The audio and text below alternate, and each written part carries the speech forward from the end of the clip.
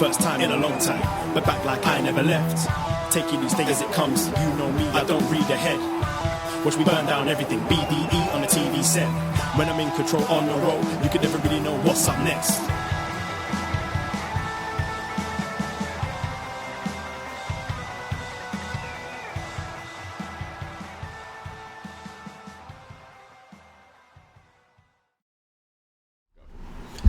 Hello. Hello. Braden Harrington here with Davey Portman for upNXT, postwrestling.com, Apple Podcast, whatever podcast app you found us on, and of course, twitch.tv/upNXT podcast. Hello, Twitch room. I see we have some new people today.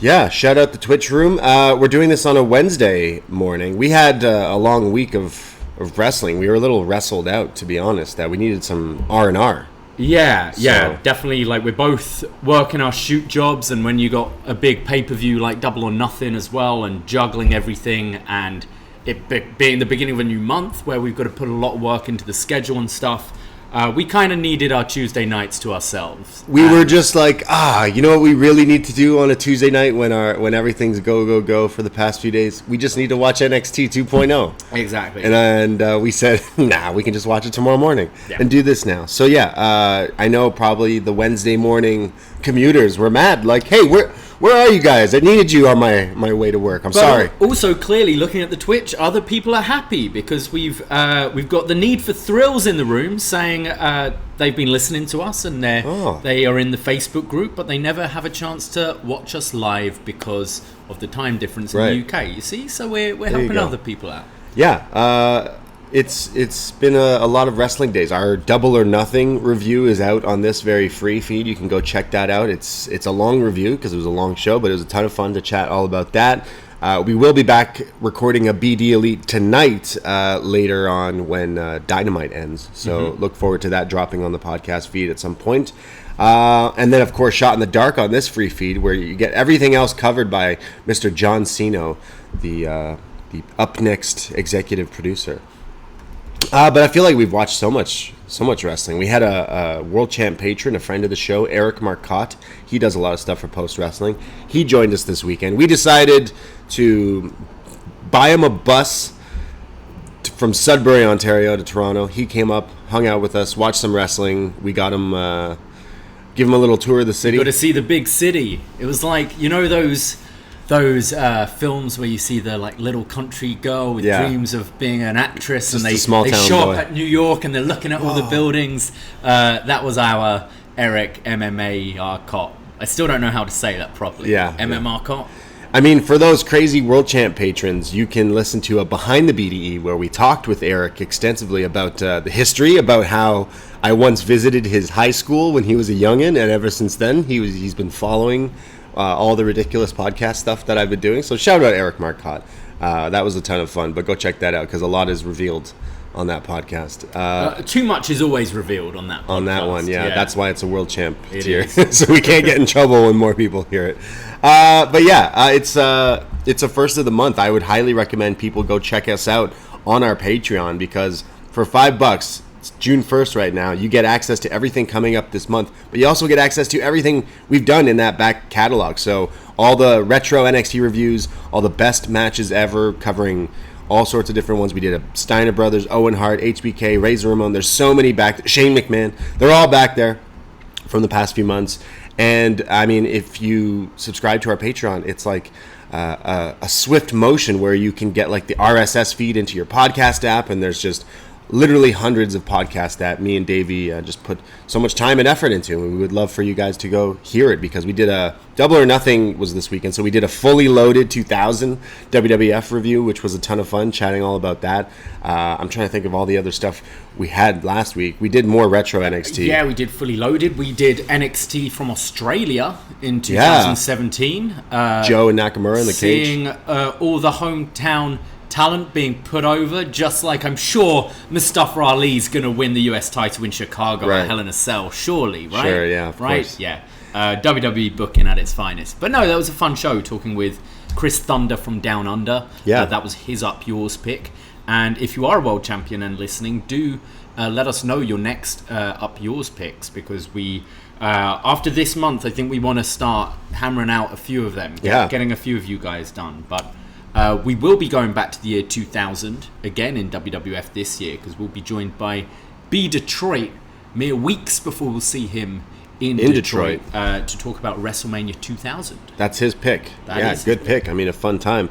I know that we have another Was Next Retro NXT review coming out this week. I think it's the September something 2013 edition. 25th edition coming out this week. So chatting all about the Sami Zayn hot NXT just storyline where he's kind of chasing the gold after Bo Dallas. That's where we're at. Other stuff coming out this month, of course, we're going to be looking at probably the Forbidden Door and all that stuff going down the line. But there's some anniversaries this month, and we love anniversaries for some strange reason because it's just easy to pick stuff to watch. But then we found 2 movies that we absolutely can't wait to review.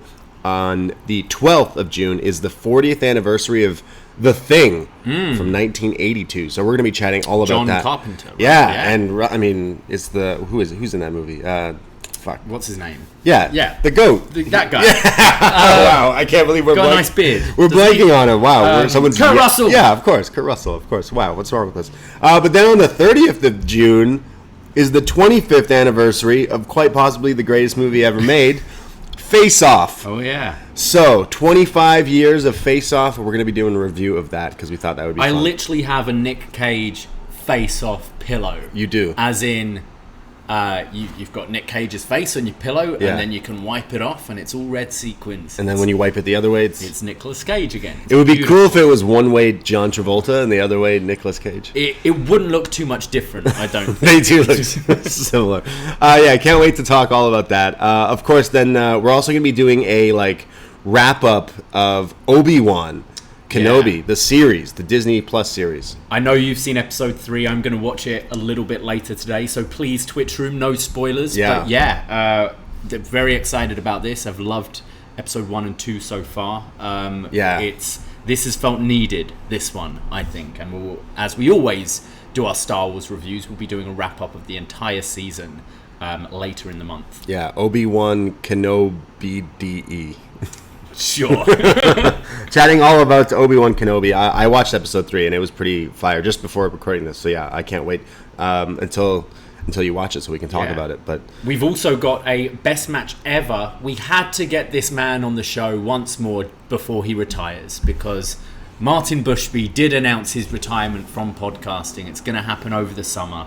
And well, he listened to some of our retro reviews, some of our WCW retro reviews in particular, and thought, you know what, 1992 was a really good year. So he's hand-selected 5 matches from 1992, some of his favourites that we'll be talking about this Sunday on Best Match Ever. Yeah, Martin Bushby from British Wrestling Experience, Post Wrestling and all that stuff, he kept messaging us like, hey, I saw you were covering this WCW and this thing in 30 years, 2022 and 1992. He's like, hey, we said we love an anniversary. He's like, he was adamant that we pick some old WCW, and we were like, hey, which do you want to review? And he said, don't sleep on 1992 WCW. So we said, hey, fuck it, let's do a best match ever, WCW 92. So we would love your feedback for that. But, then finally, we do have Forbidden Door coming up, the AEW's next pay-per-view coming up at the end of the month.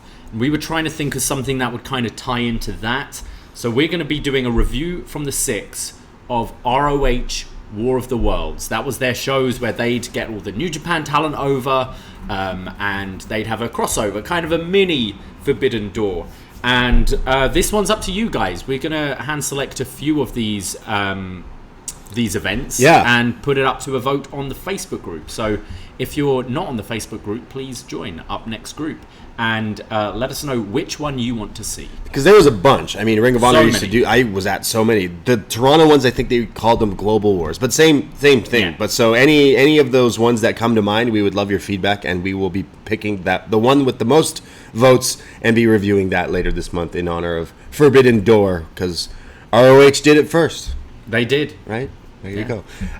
So many podcasts coming out. Again, only $5 to support us, and you get all these plus everything else in that back catalog. So many podcasts. Obi-Wan, Face Off, Wrestling, everything you need is there. And I watched Obi-Wan today. It was good. I'm trying to think of what else we did. We went to some wrestling. We did go to some. We went to some wrestling. Yeah. We'll get into NXT, but we went to a wrestling show. I mean, Ontario, Canada, just opened up the past little while, so now there's just indie shows popping up everywhere. I heard Greektown's bringing in the Hitman for some meet and greets, which is going to be crazy at the Sweaty Teddy. Yeah. But we got to go to Demand Lucha. Yeah, it was their Lucha Palooza. Yeah, which was awesome. We brought some friends. Jordan from Demand Lucha hooked us up with some tickets, and we went. And man, I can't say if we had so much fun. If you're in Toronto area, you need to go to the next one because Ninja Mac's going to be there. I think it's Speedball, Gringo Loco. There's going to be all sorts of fun stuff. But I was just having so much fun watching Lucha stuff. Yeah, we also took a friend of ours who actually helped us get the BDE. She's a real estate agent. Yeah. And one of our bosses at our new place we're working is like a champion in the local area. Yeah. So she's kind of like, all right, I kind of want to see what this wrestling thing's about. So we took her along, her first wrestling event, and she loved it, really got into it, kind of got what wrestling is going there live. And I had so much fun there. Like, indie events are so different too. I enjoy like the production and everything of a AEW or a WWE show or whatever. But being like just stood with a beer, feet away from the ring, seeing Gringo Loco suplex someone through chairs just right in front of you on just stone floor. It's fun. It's a different energy. And I had a great time. And then we met Gringo Loco. We did. Our one of our heroes. Yeah. I think Gringo Loco, we've been watching him on GCW and anything on the Fight Network, like app stuff there, or is it Fight TV? Not the Fight Network. Yeah, Fight TV. Fight TV. And then we went up to him afterwards and we're like, hey man, you're awesome. Like you killed it. And we've been loving the stuff that we've been seeing on all these like indie shows on Fight TV app and stuff like that. And it's like we were just discussing like, hey, yeah, we do podcasts and stuff, but it's crazy how the internet works. That now you're like in Canada and he's coming back and stuff like that. And I think he agreed for an interview. We might get him on a show in the near future. Get him on the show at some point. Yeah, and maybe some of the other lucha guys down in GCW and stuff. But then you asked to buy a shirt from him. Yeah, and he didn't have your size. I mean, we know we've got our Patreon. That's how you can support us. We've got our Pro Wrestling Tees tour. Yeah, that's how you can support us. We want to support as well. And it was a toss-up between a Gringo Loco T-shirt, which I don't think he had in my size. But when I saw this, it was like, well, why would I have a Gringo Loco T-shirt where I could get a Gringo Loco doll? That's right, a mini Wrestle Buddy. It's a mini Wrestle Buddy Gringo Loco doll, and personally signed. It kind of looks like there's just food on the back or something. I think he used the gold pen, which was probably the wrong call. But shout out Gringo Loco. Shout out Demand Lucha. We had a wild time. We're probably going to be at the next one. So I want to go. Yeah. I definitely need to go to more indie shows now. They're up and running. I'm gonna have to hit up Jordan. He's a good dude. So shout out to Demand Lucha. I can't wait. I think I'm kind of like predicting something here. I've just Gringo Loco by the AEW title. Gringo Loco. Things we say on this show sometimes come true. So yeah, I could see him in AEW. He's lit. He's sick. He had a match this weekend in Vegas. I mean, there was a lot of indie wrestling going on this past weekend because of Vegas, including the most slept on match from the weekend. Yeah, everyone's talking about Anarchy in the USA. What? Anarchy in the Arena. Everyone's talking about Hangman and Punk, but not enough people are talking about the 5-star classic that I saw between Joey Janela and Santana Jackson. Now you might be asking, who is Santana Jackson? Well, he is the Michael Jackson impersonator down in Las Vegas, who a few months ago went viral because of the street fight that happened where some drunk guy in Vegas tried to fight him while he was, doing his Michael Jackson impersonation on the street, which then turned into him putting the guy into like a cross arm bar and then into like a sleeper hold, and then was basically like, I told you not to mess with me. So this indie company saw this and brought him in to wrestle Joey Janela. Okay. Now that all sounds really weird. How about the venue is inside a mall in Las Vegas? That doesn't make any sense. This was the craziest match. I've seen in recent time, and I'd really recommend people go see it. Yeah, I heard you and Eric watching it the other day. I was just wrestled out at that point, but it sounds like something I should check out. I did laugh when I heard about Brian Alvarez and Dave Meltzer talking about this match. Right. And Alvarez goes, well, Michael Jackson is performing every night at a casino down the street. And Meltz goes, oh yeah, but it is an impersonator. No, it's the real Michael. Completely over his head. It's the real Michael Jackson, yeah. This was crazy. I'd highly recommend going and check this out because it's a guy who dresses up as Michael Jackson fighting Joey Janela inside a mall. Like, the entranceway for these matches was the escalator. Love it. Jack Evans coming out for his entrance on this show. Dancing? Does he do his little flip? Yeah, it's great. Amazing. All I know is Santana Jackson, we got to get him on the show too, because this match was spectacular. But go check it out. It was from VXSBOD. I don't really know this fed, but I checked them out just to see this match because it just was awesome. Nice. So go check it out.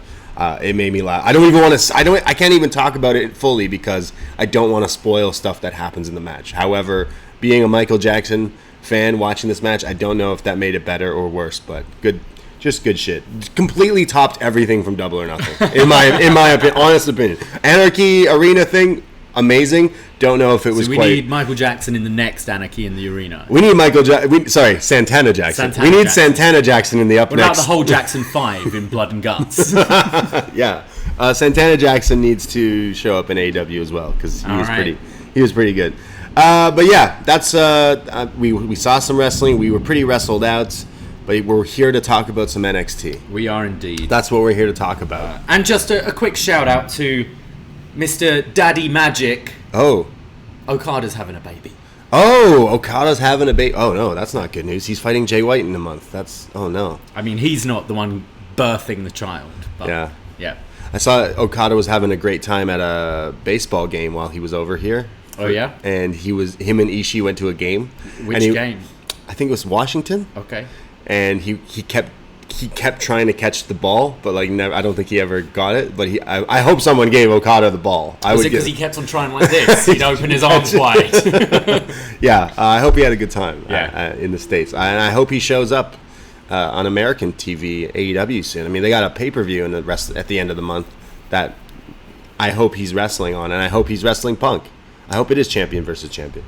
Yeah, I am interested. We'll get an idea tonight, I think, because it's only a month away. I think they've got to start moving pretty quick with getting things in place for Forbidden Door. So I'm sure we'll have some indication after tonight of certain directions we might be going. And hear us talk all about it at 10:15 tonight in this very Twitch room. Yeah, for sure. And then the podcast out on there. But hey, thanks so much for listening. And if you like what you hear from us, hit that subscribe, that follow, whatever app you use. Every little like and all that stuff helps, and we appreciate it. Well, shall we get into some NXT? Do we have to? We do. NXT, May 31st, 2022, from the Capitol Wrestling Center. We see Diamond Mine backstage, and Roddy tells the Creed brothers and Ivy to take the night off and watch him and Damon Kemp take care of Pretty Deadly. And as they're leaving, Julius is like, well, Diamond Mine never take a day off. That's not what Diamond Mine's about, Braden. Yeah, you gotta stay hard like a diamond. All day. And so we get the match that was originally scheduled for last week that Roddy had rolled his ankle or something, they said.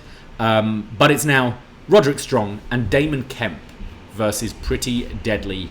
Roddy and Elton Prince start the match, and Pretty Deadly are kind of isolating Roddy. Quick tags, double teaming. Roddy finally comes back with some clubbing blows to the chest of Kit Wilson, makes the tag to Damon Kemp. And to start with, Damon Kemp is a little lackluster in the ring, and Roddy just screams at him, calls him over, and slaps him across the face to fire him up. We see the Creed brothers kind of do this in their match.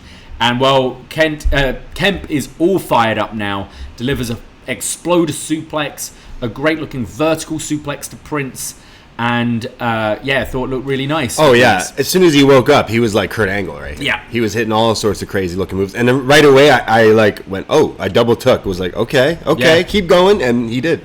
Roddy then tags back in, delivering some stiff chops. Kemp is in again with some more suplexes and a slingshot spear like we used to see Gargano do. Damon doing his NXT homework. Yeah, exactly. Following in the footsteps of legends. Both Roddy and Kemp then deliver tandem backbreakers. After the commercial break, Pretty Deadly are back in control, grounding Kemp with a headlock. And then Kemp eventually slips under Prince's legs to make the tag to Roddy, who's just delivering backbreakers all round, elbows to Prince, and then goes for the stronghold, but Kit comes in to break it up. But Roddy is too quick and just starts delivering chops to both guys, and then throws Wilson into Prince, delivering a spear to him. On the outside, Kemp is shoved into the ring steps, which takes him out. And Elton Prince goes to get the title. The referee is distracted by this, tries to get the belt off of him, but as the ref is distracted, Kit Wilson has the other belt, so Julius Creed runs out and saves Roddy, pushes Roddy out the way, gets clocked in the head with the title, but Roddy's a little distracted here, gets rolled up, butt kicks out, but it's not enough because Pretty Deadly hit him with spilt milk. It's the heart attack into the neck breaker for the win. And yeah, so Roddy is pissed. He told you not to come out there. It's kind of what happened last week, but the other way round. Roddy told them not to come out, and they lost. The champions winning here. Yeah, I thought the story obviously was to show kind of what Kemp can do here, considering it's his first real showing, and I thought they did a good job of that. I thought he did a good job. Like I said, he was explosive. Once he got slapped, he was like hitting all these moves. At one point, he hits a backbreaker with Roddy. Yeah, Roddy's clearly in the WWE still to train these guys, and then as soon as that's done, see you later. Is what I'm getting from this. But that was kind of cute, him doing like the moves with Roddy. But why not? Roddy is like a vet, like the vet of vets to teach people certain things, and I think it's a great pairing. I think as well for Roddy, like the thing that has always been criticized for him is kind of his mic work, and in Undisputed Era he kind of got away with it because he was just kind of a bit of a goofball at times. But now I think there is something in this story for him where he is, although he's part of a group, he is the leader and he's got to step up a bit more. So I do think he's kind of coming along with that as well. But I think Damon Kemp looks excellent. I haven't seen his brother wrestle yet, but I'm impressed with Kemp. I think he sounded great in these backstage segments. I thought, I love a suplex. Deliver a nice suplex and you've won me over. I'm pretty sure, he did a few of these. Yeah, do exploders. He was doing sweet looking belly to bellies. Again, very Kurt Angle-esque. I mean, he's in the singlet, kind of like American Alpha, whatever. Like it's very similar, right? Like the wrestling background. But I thought he did look very impressive. I still don't know which one is which in Pretty Deadly. Elton is the blonde, I think, and Kit is the brunette. Yeah, I every week I watch these guys. The wrestling in this match from them, again, it was more of a showcase from Kemp. I didn't really get, but the character work that they do, it still kind of gets over for me, and I still kind of see these guys kind of going to main roster. I hope we see them kind of step up against the Creed brothers. They're up against a great team. Here it was just like isolating and stomps in the corner, headlocks, but it wasn't necessarily about showcasing them. But yeah, I'm with you. I'm still not. I love the characters. I think it can really work, but want to see a step up in the wrestling. I like these guys. I like the characters. We'll see them again come out later on, but I do think they'll step up. I just hate that finisher too. Everyone like the heart attack, but like a blockbuster. It looks even weaker than the one MSK used to do. But I mean, that's just nitpicking there. But you would figure they have some elaborate, flashy looking something move, a bit cooler. Considering they're called Pretty Deadly, even though the crowd were chanting "Pretty Ugly," and is what makes them so upset, which I like. We see Cameron Grimes backstage. He's going to be main eventing tonight against Nathan Fraser, and Solo Sikoa comes in, and he says, "Look, I've got your back, but after In Your House, I got next." Grimes says, "Yeah. I'm a man of my word. I'm going to win on Saturday, and you got next." And this is when Duke Hudson comes in and says, "This isn't a video game. You can't just say, I got next. And after last week, when I beat Bron Breakker, the NXT champion, I should have next." And Grimes just laughs this off and compliments Duke's haircut. And then Solo says, the only reason you won last week was because of a DQ. And Duke says, well, you can't have a title opportunity if you can't beat a guy like me. And this sets up the match for later tonight between Duke Hudson and Solo Sikoa. Yeah, I like the story that Solo is like, yo, you promised. He's almost like, hey, remember you he says that like, hey, just reminding you, you kind of promised. It's like at work when you go, hey, just remember I've got next Wednesday off. Yeah, felt that way. I've got something, just reminding you there. And Grimes is like, yeah, sure, no worries. Next Tuesday we got a little match, right? I feel like the issue for Solo is he better make sure he has next if Carmelo Hayes wins the title. Yeah, I mean that could be an outcome, couldn't it? But yeah, I like what they're doing with Grimes and Solo. I think it's a shame. We've said this a few times now, like Grimes with this crowd, because they're really trying to go against the story they're telling, and I like Grimes, and I'm still wondering if Grimes does come out on top, could he win it screwy and be a heel, right? True. To go against Solo, maybe. Right. We see Grayson Waller backstage with a bunch of PC talent, I assume. Yeah, we've seen a few of these people. We got fake Sasha. Yeah. We've got there's a few people I recognize. Guy that always wears the red turtleneck. Yeah, he was on was he Lashing Out? He was on Lashing Out. Yeah. He was one of the kind of he wears Joe the dress. Gacy's potential. Yeah, he sometimes wears a dress. Here he's wearing an Aaliyah t-shirt. Yeah, shout out Aaliyah, rock the boat. Yeah. Not Aaliyah, NXT Aaliyah. No. The real Aaliyah. I had to double check though. That would be a sweet shirt. Got a shirt. Imagine there was a shirt that looks like it's an Aaliyah shirt, like the singer, but it's Aaliyah. Would be great. That's a merch idea she needs to do. Yeah. Shout out Aaliyah.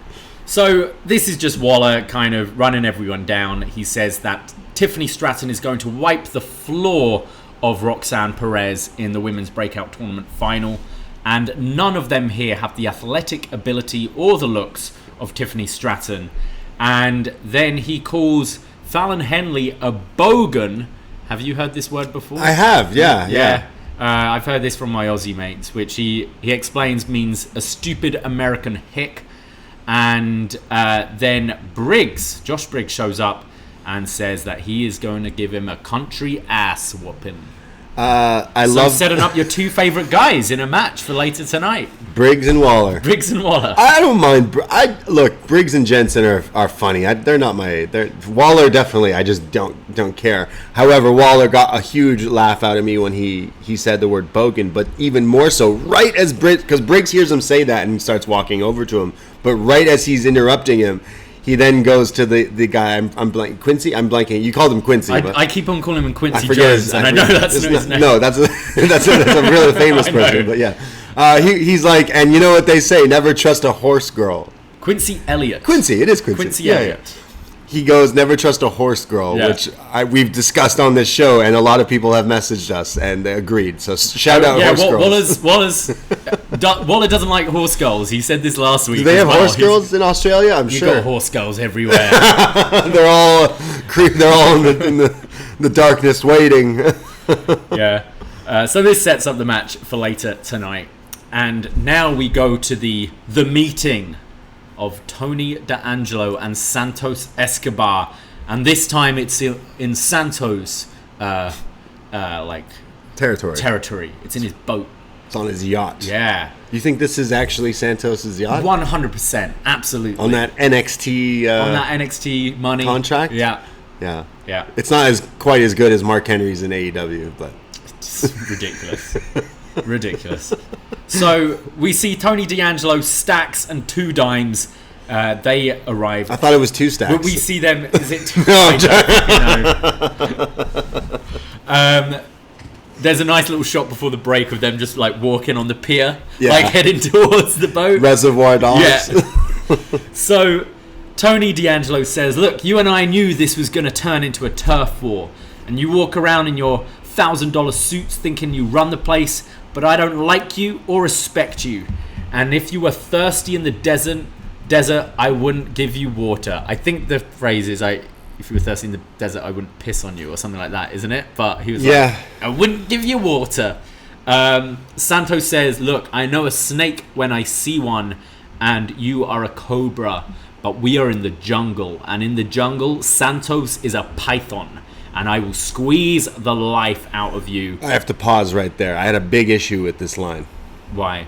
Because he was wrong. Santos just he has not watched enough David Attenborough. In the jungle? No. Okay. I've watched enough David Attenborough BBC Planet Earth Animals to understand that I quickly just made sure so I don't sound like an idiot. But who would win? A cobra versus a python? Okay. Think about it. He just called Tony D'Angelo a cobra. What do people call the cobras? King cobras. Okay. A python is bigger and will definitely put up a good fight, but I'm pretty sure if the cobra bites the python, the venom is strong enough to stop it from killing it. To be fair, he said I'd squeeze the life. Yeah. So he's not going to let him bite him. He's going to stop him. Squeeze him first. Like, I'm trying to think, like, there must be videos online where this sounds sick, but like where someone went, okay, a python versus a cobra, like, let's have at it, let's see what happens. But I'm pretty sure that would be a fair fight, but I'm pretty sure the cobra would. Okay, it sounds pretty. So he didn't call him a king cobra though. Still a cobra. He just called him a cobra. A so cobra like a shitty cobra. But like all shitty no, cobra there is no shitty cobra. There is. This one, Tony D'Angelo, shitty cobra, shitty little cobra. At upNXT podcast, someone out there, let me know. Who do you think would win in a fight, a python or a cobra? It does look like it's fairly evenly. It is fairly from even. my 30-second research I've done. Watching a lot of crocodile. What is it? Dundee? No, Crocodile Hunter. I've learned a lot. Yeah. So, even if not necessarily accurate, I thought this was a good line. It was. But are they at least in the jungle? Because I know everyone call lions the king of the jungle, and they're not even in the jungle. They don't even chill in the jungles. Yeah. The Serengeti. King of the Serengeti. Shout out fucking Portman. Monty Brown. That used to be his King of the Serengeti? Yeah, he used to be like, and you will face the Serengeti. Ooh. He was good. Bring him back. Best match ever, Monty Brown, coming soon.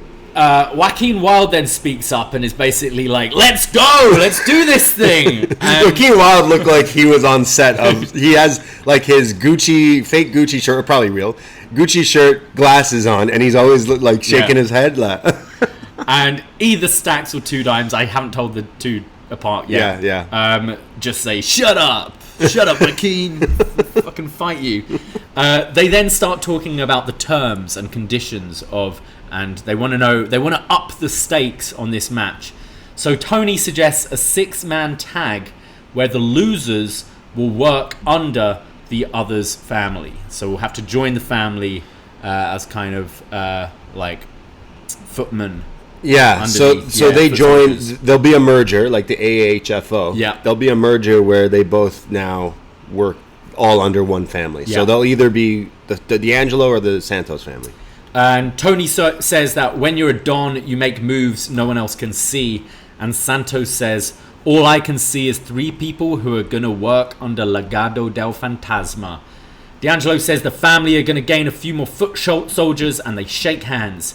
And Tony says, I'll see you Saturday, and I'll see you in your house. Santos finishes with, now get off of my boat. Get the fuck off my boat. I wish he said it like Leo in Wolf of Wall Street. Yeah. Where he's like laughing. All right, get off my boat. I think that's what he was. It was pretty much he had the kind of smile and then the like more serious. And then Vic Joseph finishes by saying, the stakes have never been higher. Doesn't specify within this feud. No. Just ever. Yeah. The stakes have never been higher. Championships doesn't matter. No. This Legado versus the family. I also like Tony Angelo saying, hey, doesn't the sun shine on a dog's ass once in a while? It's like good stuff.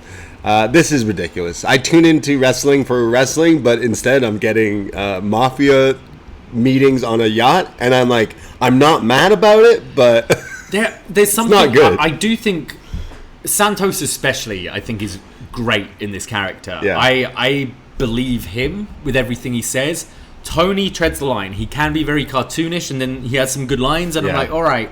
The background players, look, I love Legado. I think they're great. When it comes to the acting, both like Cruz, Wilde, and Elektra were bad here. Stacks and Two Dimes were bad here, and I just hate this choppy editing they do. It feels really cheap. I thought the setting of it all looked great. They're on a yacht, like, this is cool. But, like, the way it's, like, edited, like, it looks like a rush job.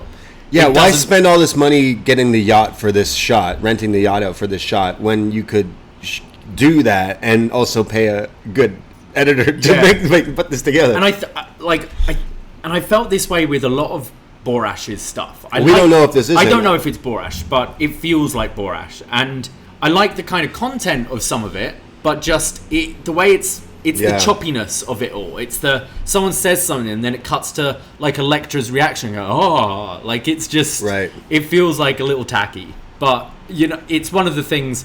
Yeah, I'm kind of in for the ridiculousness of this. The 6-man could be good. I didn't mind Stax and Two Dimes in their first match, and we know Legado can deliver, so I'm somewhat intrigued. I guess we'll get into predictions at the end of the show, we'll move on. We go next to Cora Jade taking on Elektra Lopez, who had a really quick change from the boat. They said it was earlier in the day, but yeah. So Cora last week kind of antagonized Elektra during her match. She was eating popcorn front row, and it kind of pissed off Elektra. So Lopez has to kind of just teach this girl a lesson, and she's just throwing Jade around, stomping down on her. Jade tries to fight back, but Elektra delivers a chop block. It's all Elektra in this match, and then they're both on the top, and Cora hits a knee strike to Elektra in the face, knocking her off the turnbuckle, and follows up with the senton for the win.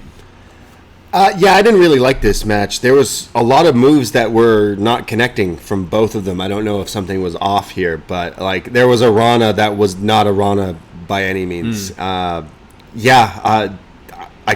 really just sat and watched this and went, oh, okay. And then the senton, and I was really happy it was over. I've seen better from Elektra. We've seen her kind of bring some stuff. I thought her beatdown was really basic. Yeah, like, it was really bad. It was just stomp. We've seen her do actual, like, you know, some good wrestling moves and stuff, but I didn't get. I thought this was pretty bad. Yeah, I wasn't really a fan of this. I'm a fan of both of them. Actually, I do like both. I think Cora Jade is good in ring. Yeah, I think she is good. Elektra is clearly green, but has shown some promise, and I think her presentation's great. With Legado, but yeah, I agree. This didn't really work for me. No. We go backstage to Mackenzie Mitchell asking Wes Lee why he wants this match tonight with Zion Quinn. And Wes says, look, I've been wanting this match for weeks now, and I finally get to get my hands on him. And I'm probably not fit enough after like the beatdowns I've been getting, but as long as I have air in my lungs, I'll fight. And this is where Sanger comes in with all the backhanded compliments. Again. It's so unintentional, though. He's clearly like trying to be nice. He says, Wes, you should fight Zion like you fought me last week. And you may not be 10 foot tall or a giant, but you're a giant in here. You have a giant heart. Taps him on the heart. And Wesley still was like, dude, fuck off. Like, I know I'm small, all right? But thanks, I guess. So yeah, this sets up our match for later. Wesley and Zion Quinn. Is it just me, or has anyone else become a giant Sanger fan? Love him. Best big man in the company. Sanger way better than Veer. Fuck Veer. Why is it every time you get a big guy, it's like, let's just have him raw. Let's have him raw and just do boring moves. Sanger wears a nice suit. He curls his mustache. He's sophisticated. He's very eloquent. He's super polite. Wears MMA gloves when he wrestles. He chokeslams people. Yeah. What's not to love? Love Sanger. Yeah. He ditched Grayson Waller. He's great, this guy. He's good. I like Sanger. We go, I'm reading my notes here, and every time Roxanne Perez shows up, I've written Cora Jade. Yeah. She shows up in the video, don't worry. We get a Roxanne Perez video package. We're having next week the final of the women's breakout tournament. Yeah, so this isn't on Saturday, is it? This is on Tuesday next week. Yeah, they've moved it. And she says that growing up in a small city like Laredo, Texas, made it really hard to dream big. And she's doing these voiceovers. We're seeing clips of Laredo. We've got the oil mills, what you call it? Yeah, that thing. And we then see a clip of Roxanne meeting Natalia and some other it's one of the Bellas. And one of the Bellas from when she was 13 years old. And she says that her family have gone through problems. There have been health problems in her family, but this hasn't held her back.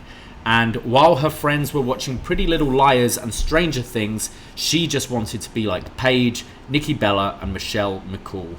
And she said that she would hop on a bus and drive 10 hours a week to train. One way. Yeah. 10 hours one way. One way, just to train with Booker in Houston.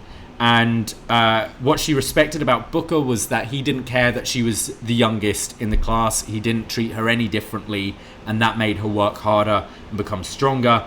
And she says, of course, I miss going out with my friends and going to concerts, and I even miss my own prom, and none of her friends got it.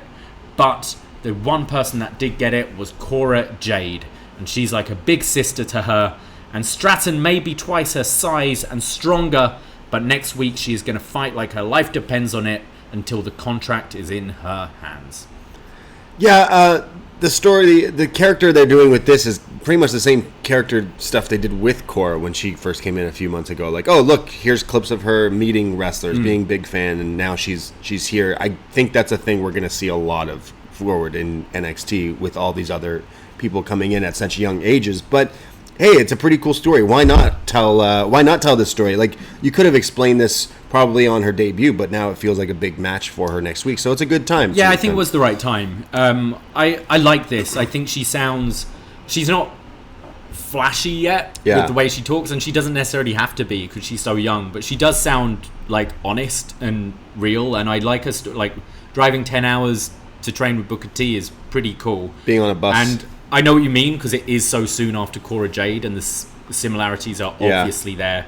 But I think it is a good thing, and like having all this footage and stuff to whenever you want to build a match against Nikki Bella or whoever, you've got this footage here, you know, and you've got clips of her saying it had her in like dressed up as Bellas and stuff like that. Yeah. She also said that my friends watched Stranger Things and Pretty Little Liars when I was watching SmackDown and Raw. Yeah. I haven't watched the new Stranger Things because Kenobi came out, so but I'm probably gonna hearing good things. Yeah, I got to marathon it this week. But I mean, she was watching Raw from like 3 years ago, 4 years ago. Yeah, I guess so. Yeah, I'm not. I mean, I imagine if it was what she said, Paige, Nikki Bella. Yeah. Michelle McCool was a bit before them, wasn't she? Yeah. So we're probably talking what 2013 onwards. Okay. I'm saying. Yeah. I reckon. Late cool. Yeah. We go to Wes Lee versus Zion Quinn. First of all, Zion found his gear. Finally. Looks way better in this, I think. Yeah, than his pants with knee pads and stuff. Like ripped black jeans. Yeah, really wasn't sure what he was doing with that. This looked a lot better, I think. Lee charges Quinn immediately, but gets caught. We get a big Beal to Lee, but he lands on his feet and starts to take down Quinn with kicks. He even goes for a leg takedown, but gets caught in this gut wrench and just dumped on the top rope. And then I actually thought this looked pretty cool. As Wes Lee is just like on his stomach on the top rope, Quinn just drags the rope, which sends him flying off. And Lee is great at like flying and making like his back bend in midair and all this. Yeah, selling. And Quinn goes for a pin, but Lee kicks out. And Quinn kind of gives this like arrogant, impressed look, like, all right, okay. Lee goes for a moonsault off the second rope, but is caught and hit with this huge lawn dart, which I thought actually looked pretty great, and got a holy shit chant. That was censored. Yeah. My version of this was censored. Yeah. But yeah, Lee's face just bouncing off this turnbuckle. And then Quinn charges at Wes Lee, but is caught with a roll up, and Wes Lee gets the win. Yeah, he gets the upset win, the underdog win. I'm kind of happy that he did. I was kind of sick and tired of him losing, but I guess that was the story going forward. So, I mean, I think we would get a rematch down the line, but Quinn seemed pretty upset the fact that he lost to Wes. And I know Sanga would be really proud of Wes here.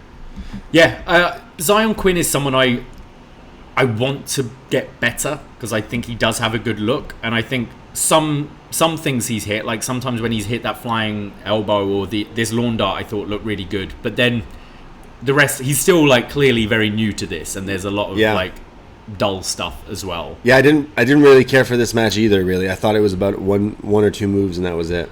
I mean, this is what I found in the last few weeks. they're doing a lot of. We saw this with the Cora Jade Elektra Lopez match, and this one, and one later in the night, where it's all one guy being very dominant, and then the other person wins. Yeah. And I think they're doing it in a way to try and like make the loser look impressive, but it's starting to become a little formulaic on the show. Yeah. Starting to. It's been. No, I mean I've only noticed them doing this in the last couple of weeks. Yeah. I know you hate this show, Braden. Roddy's backstage with the Creeds and is mad at them because he told them to stay in the back. Ivy says that they were going to hit him with the title, but Julius got in the way to save you. It's Diamond Mine forever, right? And Roddy is like, is that true? Is that what happened? And you think he's going to be like, all right, well, okay, I forgive you. But he goes, no, I am mad because if he hit me with the title, I'd have won by DQ. Even though the ref's back was turned. Yeah. Roddy says that he's the leader of Diamond Mine, and if the Creeds don't beat Pretty Deadly at the weekend, they are out. Wow. So Diamond Mine's gonna stakes on the line here. Yeah. If they don't win, Diamond Mine is not forever. Yeah. Basically, they have to leave Diamond Mine. He says they had to leave Diamond Mine. Damn. Okay. What do you see happening here? Because Roddy's been kind of on the heel side. And then these Creed brothers are getting over here as baby faces, but they're hanging around the heel group. So do the Creeds leave Diamond Mine? It's whether you either see the Roddy cost them again, and then they're out, or the Creeds win and kick Roddy out. Yeah, I could see that. But then you could have Creeds and Ivy go one way, and maybe Roddy, Damon Kemp, and Tatum Paxley, perhaps, because she's been trying to join Diamond Mine. Yeah. Go another way, maybe. Yeah. I'm not too sure. I do like how it's like the bit of the story here. It's interesting. I mean, we just saw Stokely show up, Bivens show up in AEW, so I'm sure he's not missing the Diamond Mine too much. But I'm a little interested in seeing where this goes. I mostly just want to see the Creeds have a really good match with Pretty Deadly. So either way, I could see the Creeds being something outside of Diamond Mine, but if you already have something that seems to be working, why would you split them away from it this early? But I mean, you could just literally call them the Creed brothers and they don't need to be Diamond Mine or whatever. But yeah, we go to Joe Gacy. Oh boy. Who says, how fitting it's in your house. Bron's anger was cultivated as a child in his house. Okay, so this is Gacy staring at the screen, staring at you with his two Emperor guards behind him, doing the same hand position to Mr. Burns while he's cutting this promo. This is ridiculous. I already was like, fuck. He says that Bron's anger was cultivated as a child as he would sit home and watch his father carve out a Hall of Fame career and win multiple championships all over the world. But during commercials, Bron and his brothers would fight. But brothers are used to fighting, aren't they? As we see clips of Rick and Scott Steiner going head to head. And Bron would take that anger and take it to the gridiron and would create a whole new meaning to the word red zone. But he went to where he was meant to be, and that was in the ring. Gacy says that he learned all this by spending time with his father. And we see the clips of Rick in a cage. It literally cuts to him in a cage, yeah. And his father is used to settling things with fists. And I encourage you, Bron, to get your anger out and give me what I deserve. You don't want to just beat me. You need to go outside the rules. One way or another, this NXT championship is going home with me. And then it gets better, because then it cuts to Braun watching him on TV, and then the interviewer's like, hey Braun, what are your thoughts on this crazy Joe Gacy? And then he's like talking, and then he's in the locker room and it starts to hear lightning sounds and the lights go on and off like lightning. We hear the loop of the laughter, and Braun freaks out and he just picks up a TV and is gonna smash it, and he's like, no, don't, because that would get you DQ'd on Saturday. And he says, look, I am predictable, but that's a strength. As that in your house, I will rip him apart. Yeah, I mean, this whole shit is predictable. I know I had a crazy long weekend, but I think I lost more brain cells watching this here right now this is laughable because Joe Gacy, this thing has been going on. I already expected that, like, to him to do the laughing. He's already been doing the shitty Kmart Bray Wyatt. But then to cut to Braun being interviewed with the lights flickering, with the lightning sound, the thunder sounds, I was like, bro, I'm done. I'm so over it. I have no interest in this match, in this whole show on Saturday, because I watched this and I just, like, literally rubbed my temples like, what? Who is making this? You're complaining about the yacht thing earlier, where the two families, and, like, the way someone actually produced this and then went, okay, let's play it. Who? I want to know who is the one behind, who is responsible. I need them to be outed. The wrestling community, the fans need to know who the idiot is behind this storyline. I know what they're trying to do. They're using Gacy as the guy to say all the things about Braun, so now we know about Braun. But Gacy's like, oh, I had Rick in a cage, so when he was in the cage, I got all this information out of him. No, this storyline is so stupid. At this point, I'm expecting his two druids to take off the hoods, and it's Rick and Scott Steiner. That would make the storyline better. I don't know. Nothing can. They could do that. Nothing can. Look, I hate this too. I will say that I didn't mind the Gacy, like, the content, because it actually made sense. Like, he does the Wyatt thing where he says a whole lot of nothing. I thought here, as ridiculous as it is, I thought he made more sense of the story and how he's learned all this stuff about Braun from that time he kidnapped his dad and stuff. I thought he was clearer with what he was saying than he has been. Look, I hate it too, but it's so, like, cartoon. It's like Young Frankenstein, the movie. It's like the lightning strikes and then he's scared. You know, think of any shitty movie, horror movie. Yeah, I hate that. Like, when you're making a champion just look like a dork. It's like an episode of this. NXT reminds me of whatever I keep saying, Degrassi and stuff, but this felt like Scooby-Doo again. And I've said that when he kidnapped Rick, and we're still talking about him kidnapping Rick, and he's still on about Braun. It's just so stupid. Move on. At this point, give Gacy the title. I just don't care. 100% not. Just don't care about this at all. This, by the way, should not be the main event of In Your House. This looks, on paper, one of the worst shows from NXT, just point blank, and I think that the main event should be Grimes versus Hayes, but we'll talk about that later. The A Championship. Yeah, exactly. We go to the Women's Championship Summit, and I quite liked, you heard on commentary Vic go, Wade, are you putting on cologne? Yeah, that was as Wade's going to be presenting this with Toxic Attraction. He goes to introduce Toxic Attraction, but Katana interrupts, and well, it's because Mandy's mic wasn't working. Oh, really? Mandy was talking to Wade, and he's kind of like, it's not working, so she starts hitting the mic. Katana says, we've been listening to you talk for 8 months, and we're sick of hearing from you. We're sick of seeing you with the championships, and on Saturday, we'll knock you off the mountain. Gigi says there's been a long list of women who don't show their faces around here, or have left because time has passed them by, or they're just too afraid. And then JC mocks Wendy Chu and Kaden and Katana for this being their first premium live event, and says that while you were busy making TikToks and playing Dance Dance Revolution, we were here leading the women's division. And this gets Kaden all fired up and says, it's easy to be on top when you don't defend them regularly. And they've been through hell to be here, and they are best friends and are the only team to have a win over them. And then JC starts mocking them, basically calling them munchkins as she does the Lollipop Guild dance from Wizard of Oz. And Katana is fed up of being called a munchkin and says, you say that once more and I'll put my fist through your face. And Wade's like, whoa, ladies, settle down. Doesn't sound like that, but Mandy then says none of the other champions, not Braun, not Grimes, not Pretty Deadly, have the pressure that she says, because she cannot let this child, being Wendy Chu, be the champion.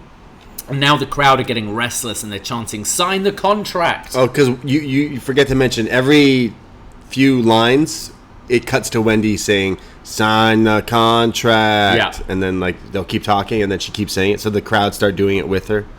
And Mandy says that everyone thought I'd have a short reign as champion, and it's been 200 days and counting. Now put some respect on my name. And Mandy grabs the contract, signs it, and then Wendy spitballs Mandy. So Mandy just kicks her off the chair. It all breaks down. Katana hits a tornillo to the outside. Kaden climbs to the top and hits a diving crossbody to the floor. And then they hit the code breaker and super kick combo to Mandy. They place Mandy on top of the announce table, and Wendy Chu goes to the top and delivers the sleepy elbow drop dressed as a cow, and the baby faces stand tall holding the titles. I think I had this same cow onesie I think so too. Yeah. Look, I was a cowboy. You were the cowboy, right? Yeah. And I was the cow. Yeah, great. We cleaned up that Halloween. Yeah, we did. Yeah, I mentioned the segment earlier with Joe Gacy and the lightning and all that stuff was probably one of my least favorite things I've ever watched. And then I watched this segment. I really want to get behind Wendy Chu because I simply think anything they give her, she's like, yeah, all right, and then does it and tries her best and does her best. At this point, I said it about Gacy. I think it would be great if Wendy Chu won the title at this point. I don't think it's going to happen, but it would be okay. I don't care about Kaden and Casey. I think, again, another opportunity to change things up would be them to win the titles. They have been a team in NXT for quite a long time. They said that they're the only team to beat Toxic Attraction. That's because they are the only other team, really, in this division. Still working there, really. Yeah, still here. So it's like this whole thing, they keep trying to make Toxic Attraction feel like it's been some thing that has actually been working, but I don't think it really has, and maybe it is time to move it on, but I don't think that's what's going to be happening. I don't see Mandy Rose losing to Wendy Chu, but I could see the tag titles swapping. I just feel like this is the snapshot of the women's division, because they even said it in the promo. Mandy's like, I've been champion since Halloween Havoc, it's 200 days or something like that. This is the snapshot of the NXT women's division right now. And then it just made me go like almost like PTSD of like, oh man, remember Io Shirai? Remember Sasha Banks? Remember like all these like amazing wrestling matches we've been getting in this company? And I know obviously things have changed, the show has changed, but it just made me like go, not really for me. Is what I got out of this promo. I just did not like it. I want to try so hard. Like part of me does love Wendy Chu, but at the same time I'm like, man, this is all not really working for me. But I'm sure the matches maybe possibly could be pretty good. I probably expect more out of the tag match than the Mandy match, but yeah, it just made me groan again and again. I know it's a premium live event this week, but watching this segment did not make me excited for either of these two matches that they did. I thought the best part of this was Wade Barrett. This is my favorite thing on the show. I completely disagree with you. I thought this is the best all of the women have sounded. I thought it didn't sound as scripted. I kind of liked that there was a bit of talking over each other. I thought it felt more real to me. I thought I liked Kaden and Casey being fired up. Normally I find them so irritating. And I didn't. I got the fact that they've been in this division for a long time and they keep on being looked over and they keep on not getting their chance, and this is their first big event and they are sick of Toxic Attraction. I thought Mandy's lines about like everyone thought I'd have a short reign and I'm still here as champion, put some respect on my name. I thought she sounded better, and I thought the only thing I didn't like was the stupid spitball thing. Yeah, because it's like and then we're back to the childish stuff. But it's a contract signing. You're going to get the brawl. I quite like the brawl. I thought this was good. I think it's the best all of them have sounded.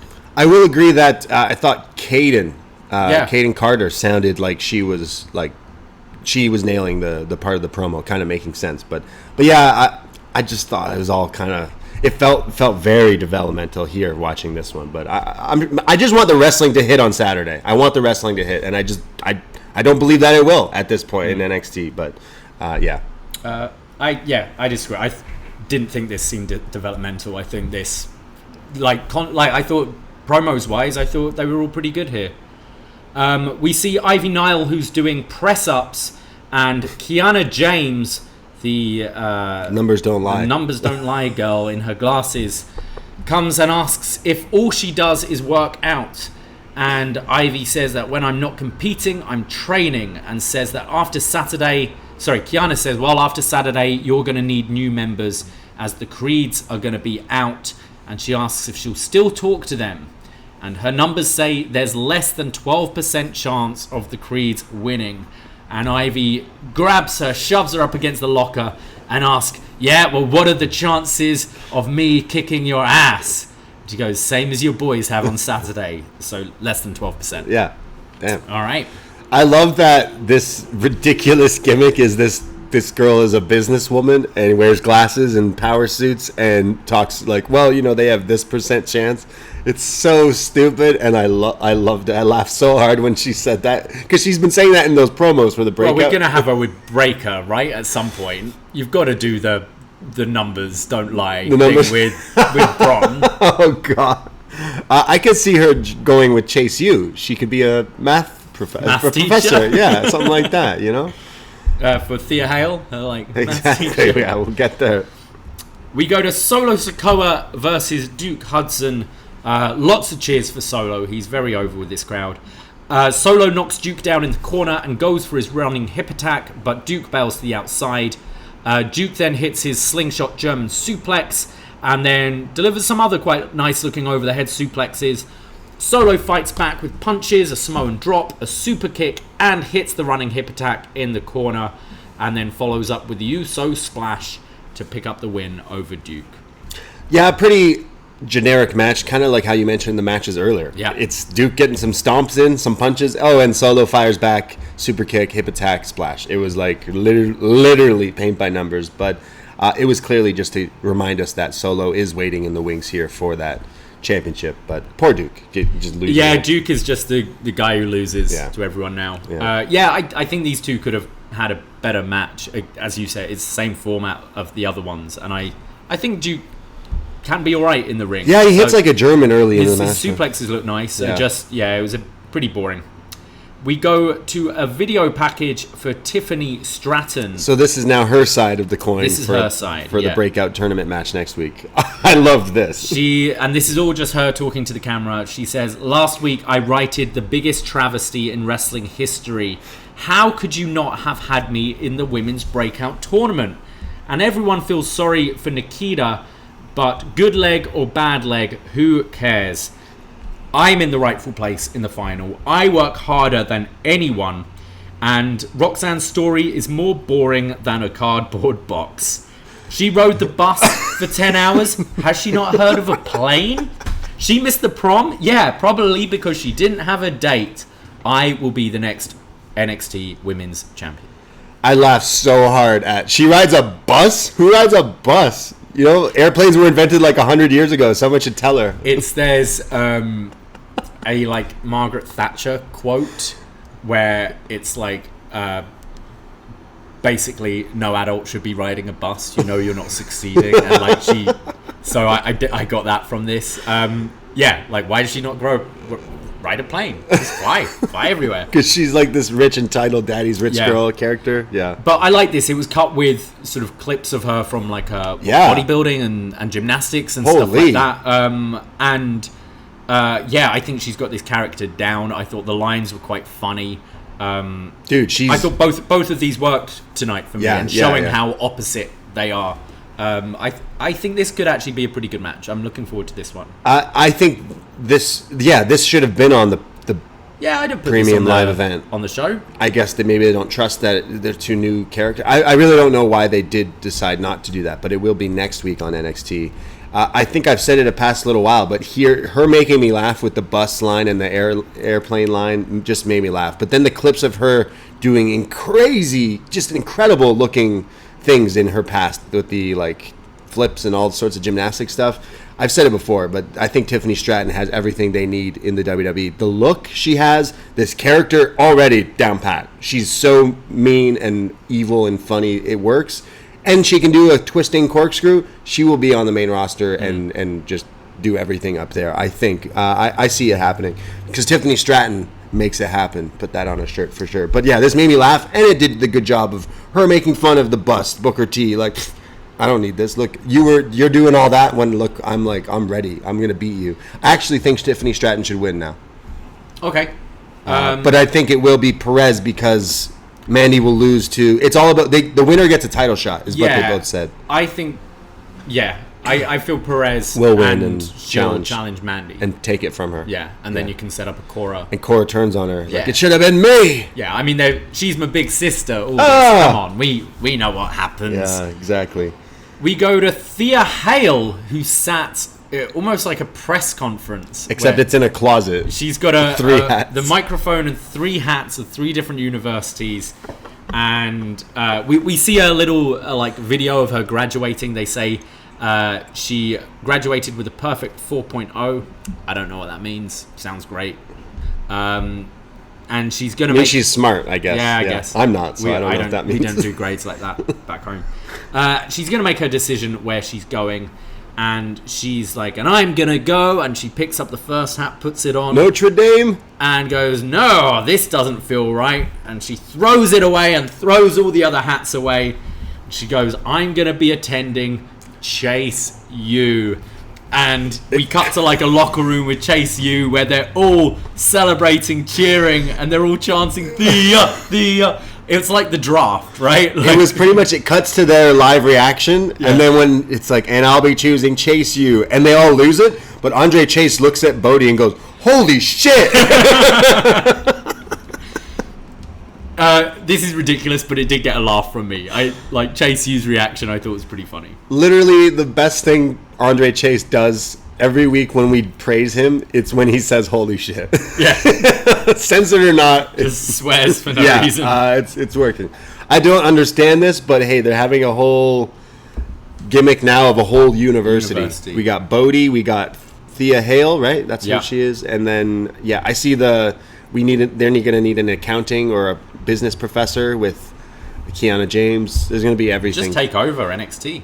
The Creeds could join once they're out of the Diamond Mine. They could be Ivy? They could be the gym teachers. PE, PE They're professor. all in the PE gym teachers. With the whistle. Anyway, yeah, wouldn't it be great if Ivy Nile was your Who PE else could teacher? be a teacher at Chase U? You got Robert Stone could be fashion. Or Pretty Deadly. Pretty Deadly could be fashion. Yeah. Although they'd be students, I think. Yeah. This is good stuff. Yeah, you lost Bivens, didn't you? Yeah. But wow, Chase U. What else you got there? I don't know where we go with this, but at least now she's like somewhere. Oh, you have Fallon Henley who can teach. What is it? Equestrian. Is that like horseback riding and all that stuff? Yeah. Or beer. She could be the bartender at the college bar. Mixology. That's course. What it is. Yeah. Beerology. We need like a gardener or something for horticulture. Who could? Yeah. Or like an English professor. You need. There's all sorts of things you could do here with Chase U. But I love that they showed the clip of this girl actually graduating. Yeah. And then cut to just this segment. Like, nah, she's not going to college. She made the mistake of joining Chase U. WWE. But yeah. We go to Grayson Waller versus Josh Briggs. Waller says 3-on-1 doesn't sound fair, as Briggs has come out with Fallon and Brooks Jensen. And he goes, so send Horseface and Fallon Henley to the back and let's have an old-fashioned slobber knocker. Yeehaw! I think it would have gotten even a bigger laugh if he said, tell Horseface and Jensen. Yeah. The other way around, because he's obviously... Yeah. But still, it was funny. I also like Jensen has his cast, right? Because he has this mysterious arm injury. Wrist injury. Yeah, you know all about that. Yeah. He's got it written on it, hashtag find Brooks a girl, or something like that. Like every week he's got some different things added to it. Yeah. Briggs hits his baseball slide punch on the outside. Waller keeps on kind of getting into the ropes and then charges with some kicks. He hits this kind of cartwheel kick, which I thought looked all right.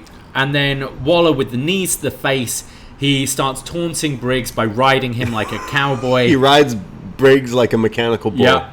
And then Waller hits a gourd buster but misses with the follow-up elbow drop. Waller hits... Waller hits the elbow of his own for a 2, and then Briggs hits a back suplex when Mr. Stone, Sophia Cromwell, and Von Wagner come out. Briggs then delivers this kind of weird, I don't know if it was a clothesline or a splash or what, just looked a bit awkward. Boots, as Wagner climbs on the apron, Briggs boots him off and turns around into the stunner from Waller. and Waller picks up the win. Yeah, so Von Wagner's mad that Briggs and Jensen were looking at Sophia, so he wants to interfere in this match. Again, broken record. This match was really basic. It was like, okay, you do a move, I do a move, you do a move, interference, and I hit you with my move, and it's over. It was like the same kind of formula. So can't say the match really did anything. The feud, I guess, going forward is Vaughn versus Briggs because he's single. Yeah. He doesn't have his partner right now, so look forward to that next week. But yeah, we might. Yeah.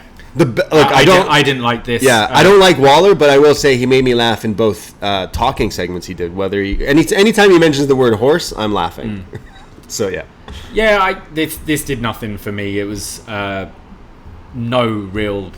nothing really in the match at all, and a boring distraction finish, which we see all the time, with another act that I don't care about. You don't care about Vaughn? I'm sorry.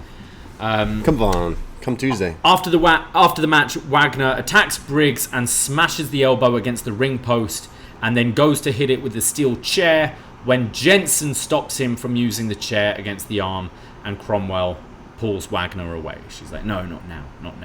I wonder we might see like Briggs and Jensen against Stone and Wagner. Okay. Maybe with Stone not being a wrestler and Brooks kind of injured. Right. Maybe they do that at some point. Brooks. We go to Ivy Nile versus Kiana James. I like Kiana James' music. I thought it was quite cool. I like Kiana James' everything. I like Kiana James. Yeah, big fan. I like her glasses. Glasses are great. Yeah. Numbers don't lie. The numbers don't lie. There's a nice fireman's carry from Nile, like the Creeds do, like the quick fireman's carry, and I quite like the detail. Like they've learned the same stuff in Diamond Mine. Kiana James delivers some boots in the corner and a sidewalk slam. Ivy fights back and hits this big, like huge sidekick to the face in the corner, which looked awesome. Kiana then hits a spear in the corner and says, "You can't learn that. It's brains over brawn, always." I literally slapped my knee laughing. I was like, of course she would say that. She must have a notebook of all these like trope things she can say that go around her businesswoman character, and I'm for it. I stand this everything.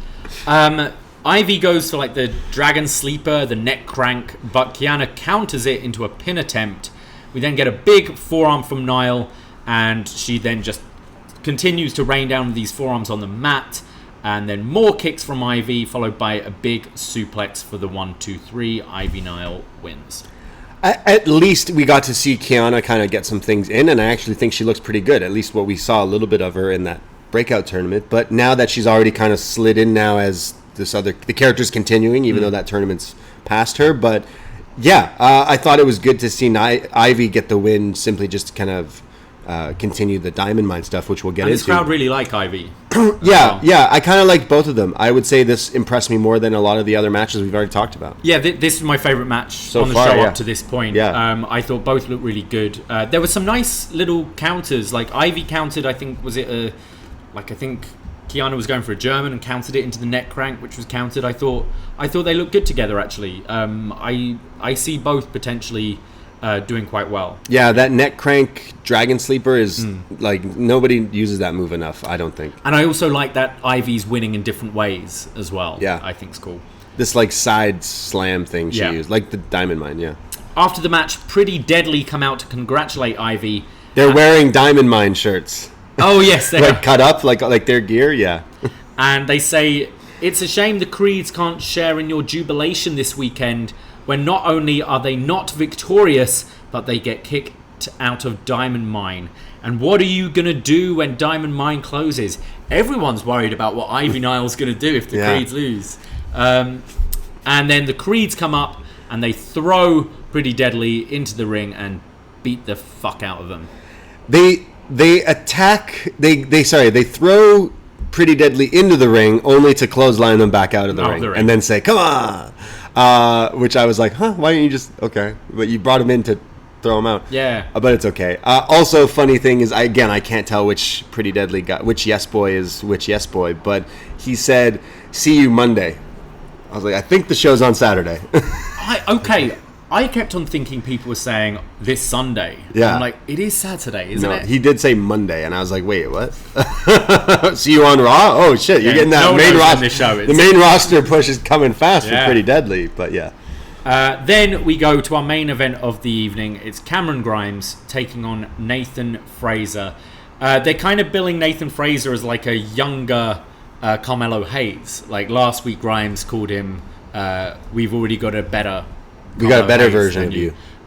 So you've got Hayes and Trick are on commentary. Fraser drop kicks Grimes to the outside and goes to follow up with a dive, but Grimes runs back in and delivers an elbow to the face. Fraser does like his, like the pack handsprings to the corner. Impressive. Catches Grimes with a Rana. On the outside, Grimes delivers the PK on the apron to Fraser. Fraser then goes for the running shooting star press, but Grimes gets the knees up. Fraser hits a nice springboard moonsault, but Grimes dodges out the way. But Fraser lands on his feet and hits a suplex. Now they're both trading forearm strikes. Grimes gets Fraser up for a powerbomb, but this gets countered into a Rana. Yeah, spiked him. This is like Rey Mysterio. And then Fraser hits his crazy tope suicida, sending Grimes up the ramp. And then Grimes hits an avalanche German suplex to Fraser, followed by the cave-in for the win. Yeah, I mean, clearly the match of the night, because there was actually a match here between the two. But yeah, Nathan Fraser, you can see why there's all this praise around him from even before coming to NXT here. But I can see it, man. The guy is fast. He does this move AJ Styles used to do back when he was younger, where he would moonsault onto you and then DDT you. Into the DDT? He did this, and then he does it into like the Finn Balor final cut kind of thing. But it was so smooth. I was like, damn. And I mean, I guess you're as good as your dance partner here, because Grimes could handle it and sell it amazingly. But there was some crazy fast-paced stuff. Like they were kipping up, they were trying to match each other with the speed. I mean, Grimes is pretty fast as well. But really, really enjoyable match. In fact, I would probably watch this again and again, because I thought Fraser really stood out here, even though he's taking the loss this early, which I guess is a little strange, but he'll be in this. They're billing him as like this young kid, though, I think it's all right at the moment. Also, I feel like he will be in this title picture down the line, so I wouldn't sweat that. But the cave-in was nice too. It was almost like in midair, he realized he was a little off, so he used just one foot more dominantly. One foot quite a lot, but it looked nasty, so it looked good. And then it sets up for Hayes afterwards. Yeah, I like the match. I like both guys. Grimes rarely misses, to be honest, when it comes to in-ring.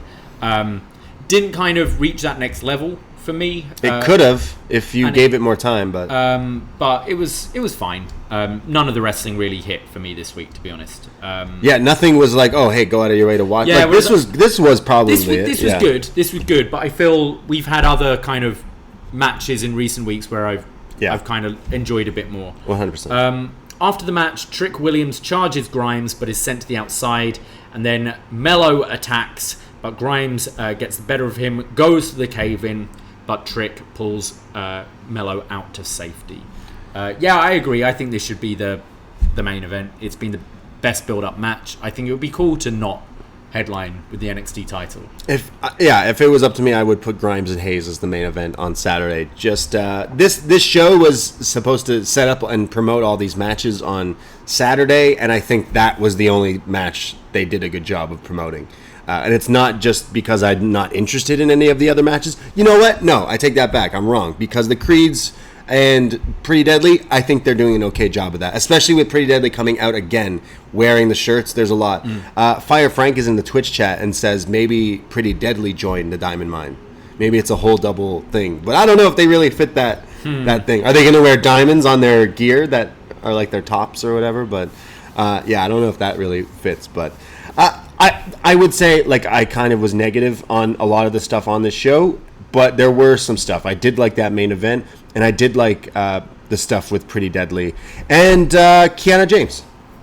Yeah, I think they've set this, like, okay, the matches might not be blowaway, but I think they've done a decent enough job with the North American, the tag, and I will say the women's division. I kind of like that segment tonight, and I don't like the Toxic Attraction have ran its course, and I don't like the Wendy Chu character, but I did think they took a step further tonight with that. Well, let's Gacy breaker thing. Yeah, it's just so bad. It definitely brings down the episode, and people watching. I'm sure, like, wait, what is going on with this stuff? It doesn't really matter. It doesn't make sense. It definitely. The episode had some good stuff throughout it, and definitely a lot of little things that made me laugh. So it's wrestling. I was entertained, but there was still a lot of stuff on it that just made me go, I'm not interested. And this is to promote a premium live event on Saturday for In Your House. Yes, we will be covering it. We'll be going live on our Twitch, recording right after it airs, and then the pod up on this very free feed. So look for that. NXT In Your House. Let's go through the card and maybe give some predictions here. First being Pretty Deadly versus the Creed brothers for the NXT tag titles. Who do you think is winning? Because now they've added that stip, you could see Pretty Deadly retaining. And I think Roddy costs the Creed brothers again. I feel we're still quite early into the Pretty Deadly run. The Creeds will get it eventually, but maybe not quite yet. I think there's probably a bit more story with Diamond Mine imploding. I would like it if they won, because Diamond Mine kind of could work if done, but Creed brothers being on their own is also something that you could potentially see and probably work for them. So them losing in a way helps them win down the line. But yeah, Pretty Deadly retaining is probably where I would go with as well. I could see the match banging though, hopefully. What about Tony D'Angelo, 2 stacks and 2 dimes? Sorry, not 2 stacks, it's 2 dimes and stacks versus Legado in the 6-man. I think, unfortunately, Legado are going to be working for Tony D. I see it too, but it just like what? I don't know how that's going to work. Yeah. I mean, is this going to extend? Is this going to kind of be like, you know, Grimes and LA Knight, where they then work for them and they've got to get out of it? And it's Shawn Michaels JBL. Yeah. That's what this is going to be. Yeah, I think. Yeah, I think it's going to be D'Angelo's team. I think you're right, but just for argument's sake, Santos I can't give up on, so I need Legado are more of a unit. I mean, it would be funny if like Legado joining them, they've now got to do all the like Italian mannerisms and stuff. Yeah, like they got to start changing the way they speak and the way they act and dress and stuff like that, and they're against it. They're so angry about it. Okay, they're all dressed like stacks and 2 dimes. It could be quite funny. Okay, what about Toxic Attraction, Gigi and JC versus Katana and Kaden for the women's tag? I'd actually really like to see Kaden and Katana win here. I think they're a really good tag team, and we've been watching them for years, and I felt they stepped up on the mic today, and I'm just sick of Toxic Attraction. But I can still see Toxic Attraction holding all the gold after this. I would say Toxic Attraction ran its course. Is just not working the way I think they think it is. But I think if you took a chance on Katana and Kaden, it would probably make the tag division feel a bit more. Hearing with the tag division stuff with Sasha, Naomi stuff on the main roster, it seems like they've completely like dropped that tournament because they realize we don't care about these tag titles. Is kind of how they've treated these tag titles. They're just lucky. They're not doing that? I don't know. It seems like they were pumping the brakes on it just a little bit, but that's what I was... Because they don't have any teams? There's no teams, so it's like kind of the same thing in this division. Yeah. They've been lucky that just hold titles. I mean, we need to start putting some of these women who are in the breakout tournament together, I guess. So maybe a Tatum and an Ivy, pair them up, and... Sure. Who else could you team? I'm just saying, I think Katana and Kaden should win. I think the wrestling has stepped up for them. I know they've been super annoying in the past with those vignettes of them raving and going to concerts, but the wrestling has improved. So I actually do think it would be a lot more interesting if they win. I hope so. And they're going to hit some crazy flying flips and stuff, of course. But I will go with Toxic Attraction. Okay, all right. Well, what about Mandy Rose versus Wendy Chu? I think Mandy Rose. I think so too. Wendy Chu, again, I'm like, I hate the character, but I also love Wendy Chu. So I'm like, I think we'll get some cool wrestling from her, but I don't think Mandy's wrestling has hit quite in a while, really. So I see Mandy retaining. Maybe Wendy can bring it out of her. Who knows? See, when Mandy Rose hitting the the V trigger, the Rose trigger to Wendy Chu is what's going to happen, I think, and retain. And then what we think... Oh, sorry, no. Cameron Grimes, Carmelo Hayes. I'm going to go with Grimes and a double turn. Wow, okay. So what, Grimes uses a low blow to win? Grimes does something dodgy to win.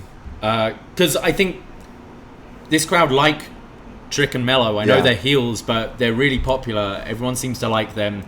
Everyone seems to like Solo. You've already set up the match with Solo, so it doesn't make too much sense for Mello to win here. And I think Grimes would be more interesting as a heel. Now, this time a serious heel rather than last time he was the kind of comedy money guy. I think have him be more serious going forward. I could see a double turn here. I could see Hayes being the next challenger for Braun Breaker. Yeah. So that is why I kind of think he will go out of this title picture. But yeah, I think Grimes wins and then he drops the title to Solo. Is how I would go about it. But I do think this should be the main event. I do think this will be the match of the show, 100%. Give them all the time, please. Please. I swear if they give Toxic Attraction more time than this match, I'll be upset. And then I guess what they're calling their main event. Braun Breaker, Joe Gacy, singles match for the NXT title. If Braun gets DQ'd, he loses the championship. Just like The Rock and Benoit at Fully Loaded 2000. I can see them doing a similar sort of thing where you do a bit of a dusty finish with, you think Gacy's won, and then although we don't have an authority, we don't have Regal, we don't have an authority. Regal here, but yeah, I think Braun retains. Braun retains, but they'll definitely tease that DQ stip. Yeah, sure. Well, there's our predictions. I think Braun retaining as well for this Saturday in your house. We will be in your house when we go live on Twitch right after recording our review. Come hang out afterwards. If you're watching the show, come say hi. Probably, I'm mad. The last kind of takeover, I think, was 2.5 hours. They seem to be around that. So probably around 10:30, 10:45, I'd imagine. But yeah, we'll be on 10-15 minutes after the show finishes.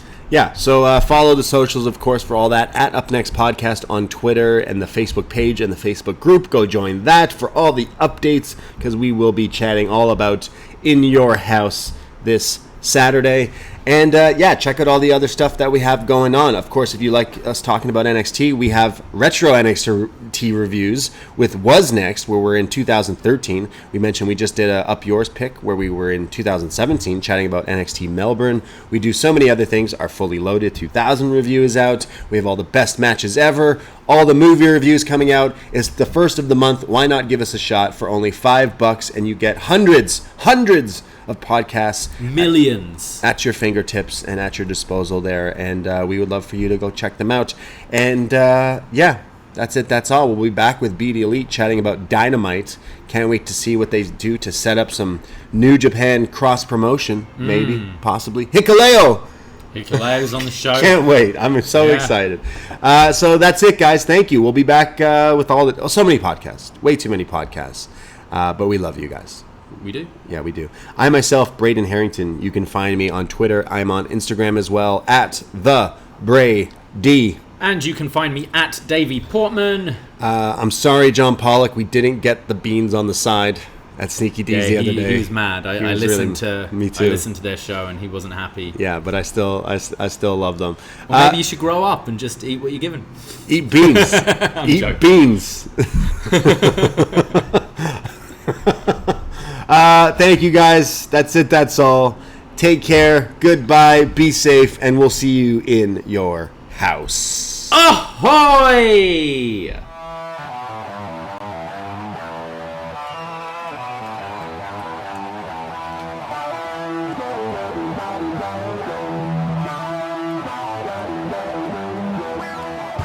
First time in a long time, but back like I never left. Taking each day as it comes, you know me, I don't read ahead. Watch me burn down everything, BDE on the TV set. When I'm in control on the road, you can never really know what's up next.